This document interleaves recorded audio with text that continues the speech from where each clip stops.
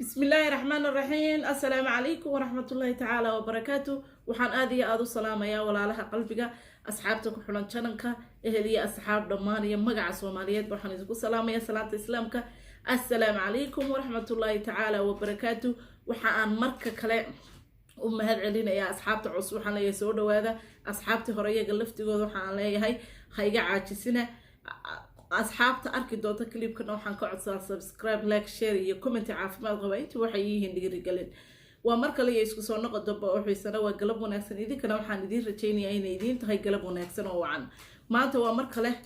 iyo barnaamij kale insha Allah biidnillah maanta waxaan ka hadli doonaa kuwin canab waa gabar Soomaaliyeed oo TikTok gacan ka ahayd gabadhaas in badan ayaaba loo digay in ay wax ku soo socdaan oo ay waxaan ku yiri saxara faraha la galeysana waxa weeyaan waa laga shaki qabay dhammaan dadka Soomaaliyeed inta commentiga ugu soo ku soo waani jirtay iyo intii ku soo waani jirtay sida leefka ahba way dhagaha way ka daboolatay maanta hadaba waxa la yiri mahmaha waxay tiraahdaa maamaadi maxay ahayd way gambiday soo joogsan laga waayo soo jiifsan laga helaa maanta ayay waxay maraysaa inay tiraahdo waan isdaldalayaa waa caynkana social media ayaabay waxay u dir waxa la isla dhex marayaa video qaawan oo iyadu leedahay waana gabadhan inta aan garanayni waa gabadha sawirkeed halkan idin ka muuqna iyada oo muriga aan dareerana oo musqul ku meedhanaysa musqul ay ku meedhanaysay markaas oo ay musqul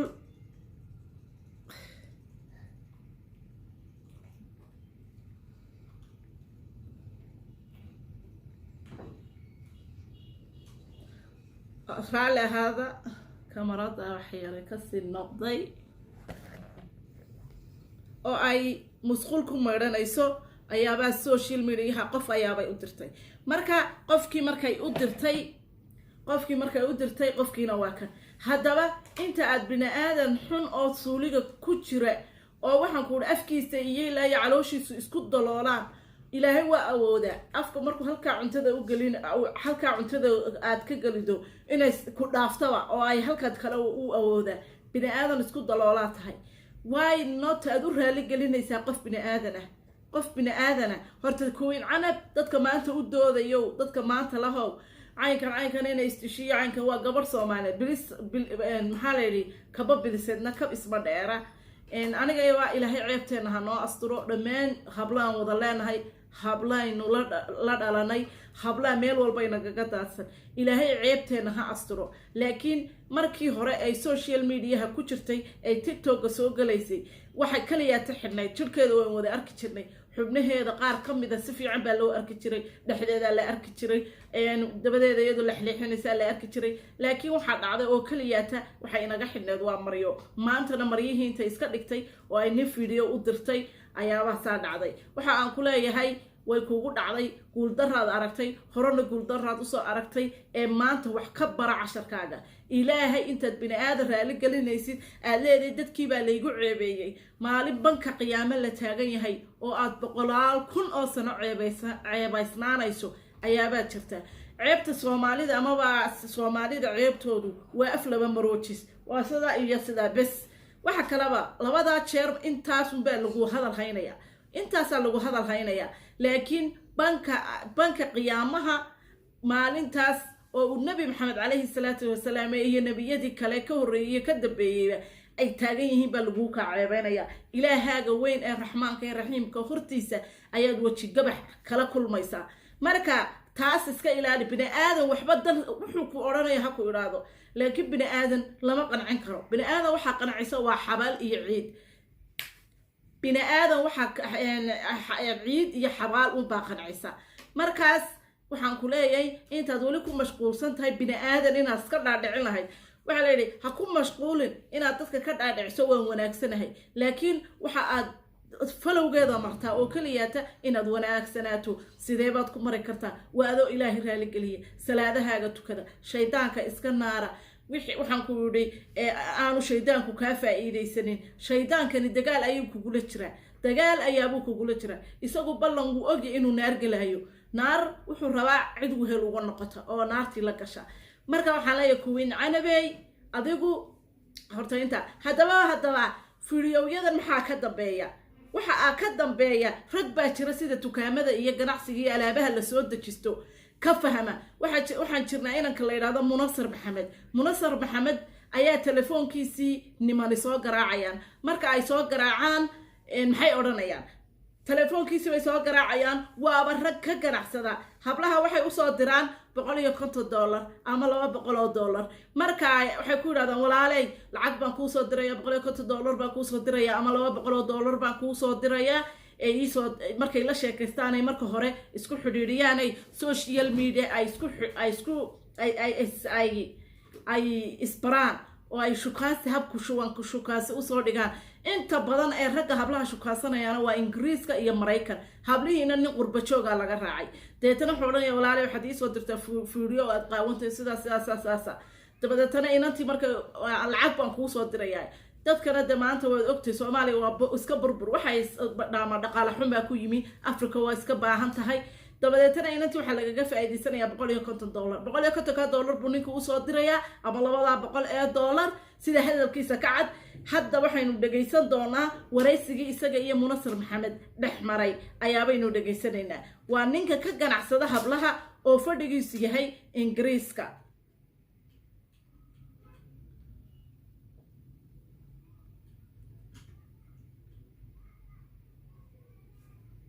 إن يريد القاطع وحن كسو ساريا إن شاء الله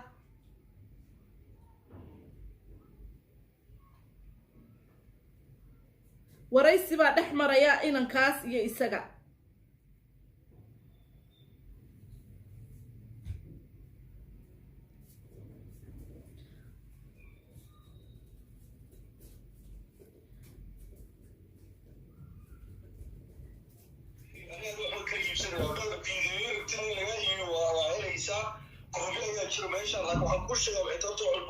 أنا ناشط أنا كاسو فيديو ميبسد أنا قبل مسكينة فيديو إذا ميبسد صاب وكل في سنة مرة محاسة كذا دونا فيديو إنه يبسد أريو النمبر كان مات نسوق علي الليستي بكرامات ليستي أيو كل النمبر كم يدها وحنا مغلين رجع قار يبسد فيديو وكنت لكن ذلك برنامج كل شيء تمسون تاليسا wiilkaas sawirkiisa idinku maqda waa YouTube la waa wariye caana qurbahaas u jooga dabadeetana telefoonkiisii ayaa raggan ka ganacsanaya wax ee hablaha ka ganacsanaya fiidiyoyadooda gelinaya meesha goglaha YouTube-ka wiilkan ayaaba soo diraya ayay ku qaldameen marka waxay yiraahdeen waxaan maqlay inay hablaha rabaan fiidiyoyadooda qorshiga uu ku bilowday inaan ku sheego in arrintan ay jirto suuqan uu jiro mid qiimo sare leh mid qiimo jaban marka aan leedahay waa arrin kale hadday garoob tahay oo markiin oo mahal bilowga lagu dhashay oo markiin jikada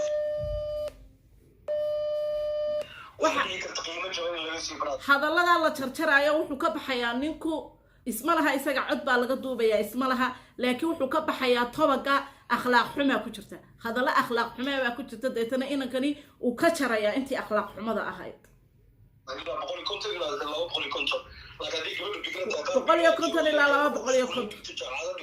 inanta jaamacadaha dhigata walaag wuxuu ku leeyahay inanta jaamacadaha dhigata ama inanta ah lacagta la siiyaa iyada waa $200 eeg waa akhlaaq xumo halkii u dambeysay raggeennii Soomaaliyeed ay marayaan waxaana waxa ugu sababaya waxa weeyaan iimaankoodii markuu meeshii ka baxo ee ay iimaan lahayn ee daraagis ka wada dhargeen ee qurbihii u wada yaaceen ayaabay markay shaqaysan kari waayeen fadhiga rabaan telefoon inay ku shaqaystaan ay akhlaaq xumada bilaabayaan hablii waa loo soo dhigtay hays jiraan hablo gabadh la qabo mid garooba mid la cafinaya mid jirto mid la cafinaya ma jirto marka telefoonadooda qoran iyo meeshay joogaan xataa hoteelo qaar ka mid ah Muqdisho ku yaal ayaa jiro oo direct u xiran hoteelo waaweyn baa jira oo lagaga ganacsado Muqdisho sharaftaadina way $200 bay sharaftaada ku dhimanaysaa ragga dhalinyarada Soomaaliyeed kamida ee sababta u ah in gabdho Soomaaliyeed maalin kasta laga ilmeysiyo oo ay ugu dambeysay gabadha hadda la hadalhayo ee xalay muuqaalkeeda baraha bulshada gaar ahaan waliba Telegramka lasoo dhigay oo nolosheedii hadda la leeyahay way adag tahay. waa runtiisa waa ragga